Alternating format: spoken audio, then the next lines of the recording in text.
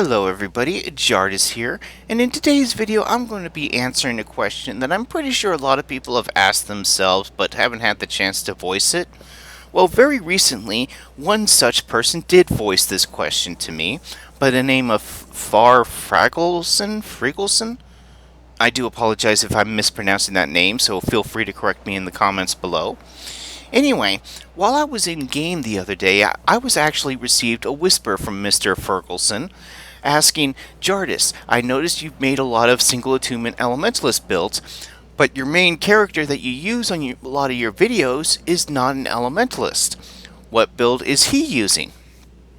Well, Mr. Ferguson, I'm going to answer that question, but before I get into that, let me just point out that even though this is my poster child for my YouTube channel, he is not my main toon. I actually have over 60 characters that I play, and this one just happens to share the name of my YouTube channel. Anyway, to answer your question about what build he is using, I am actually using the Renegade Elite spec for the Revenant. We are going Corruption, Devastation, and Renegade. For Corruption, we're going 1, 3, 1. For Devastation at 3, 3, 3. And for Renegade, we're going 2, 2, and 2. For Corruption, we're doing Acolyte of Torment. This is pretty much the central focus of this build. There will be a lot of Torment and Malice applied to this build. Even though that is the primary focus, we will also be doing a lot of other conditions as well as burning, poisoning, and bleeding as well, but we're primarily focused on the Torment. For Pact of Pain, conditions you apply to foes last longer, but conditions applied to you also last longer. This is sort of a two-edged blade, but I'm willing to take it because of the benefits versus its drawbacks.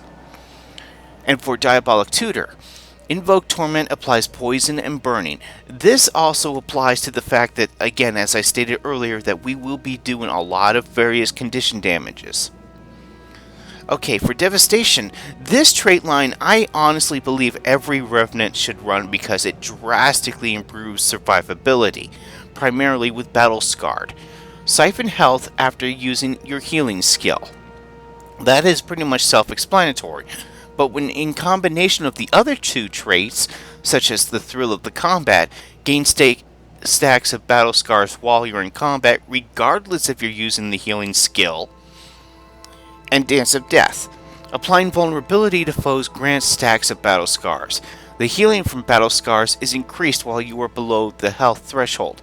These two combo very nicely with battle scarred because, again, it drastically increases your survivability by allowing you to siphon health a lot more often rather than just having to use a healing skill. Now for Renegade, Blood Fury. Fury increased the duration of bleeding you affect. Gaining Fury inspires you with Kala's favor. This again is just basically helping us with our bleeding conditions. Heart Piercer. Your short bow skills now pierce. Bleeding you inflict deals more damage. This is the primary reason why we are going with Renegade, so we're allowed to use our short bow, but I'll get into the gear in a moment. And Lasting Legacy. Kala's favor inspire lasts longer and is more potent. Heroic Command grants more might per stack of Kala's favor. This is basically just to increase our might buff. That's pretty much the only reason why we're using it. We could switch it to Vindication, which is gaining Kala's favors to grant might. Citadel's Bombardment pulls more missiles into Tyria for every stack of Kala's favor affecting you. This would be okay if we were going into fights that require a lot of AoE as well as area of effect bombardment skills. And then we have the Righteous Rebel. Kala's favor reduces damage you receive from conditions. Orders from above last longer and affect the larger area. Now this one would actually help a lot in regards to negating the Pact of Pain.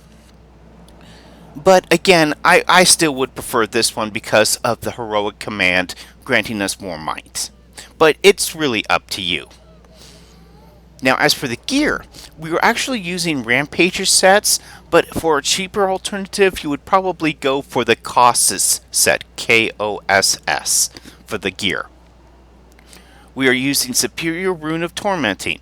Yes, I do know as of this recording, Tormenting runes are relatively high in terms of the pricing to buy them, so please be warned about that. We are using a Viper shortbow, which is power, precision, condition, and expertise.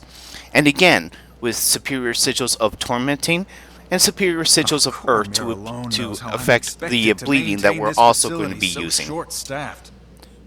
For our secondary weapon sets, we're actually using Berserker swords. One with malice, one with tormenting sigils, excuse me. Get this fixed. And for our trinkets, we're using the Coral Orichalcum collection. I believe it's pronounced Orichalcum, I do apologize. For the power, precision, and condition damage. Now, normally I would point out which selectable skills we would be using, but because we are playing a Revenant, our selectable skills, which are the 6 through 0, are actually predetermined by what spirits, I believe, or legendaries we are using for our build. We are primarily going to be using the legendary Renegade stance, with the secondary being the Dwarf stance. But let me point out a few things here before we get into this. We're using the Break Razor's Bastion, which is our healing skill. Dark Razor's Daring, which basically gives us a bit of a buff for stability. Razor's Claw's Rage, which implies bleeding to an area. Ice Razor's Ire, which deals vulnerability and crippling. And then Soul Cleave's Summit, which is basically a life siphon. Siphon. I'm not quite sure which word that is.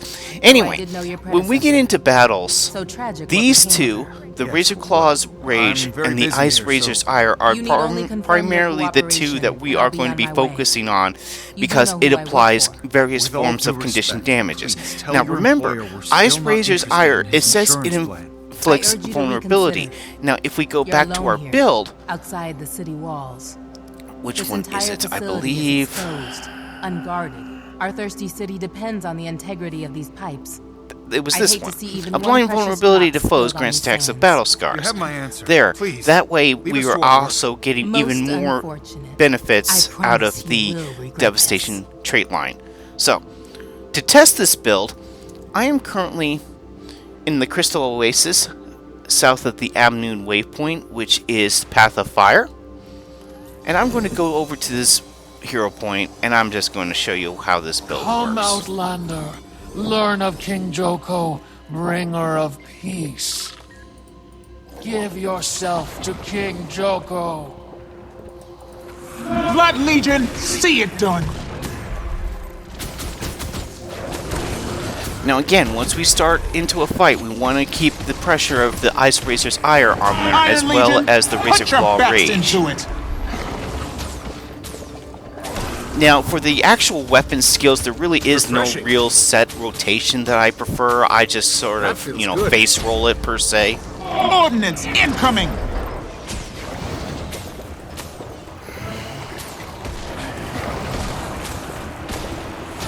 But as you can see, my health has been, even though it's been dropping a little, it was going right back up because of battle scars.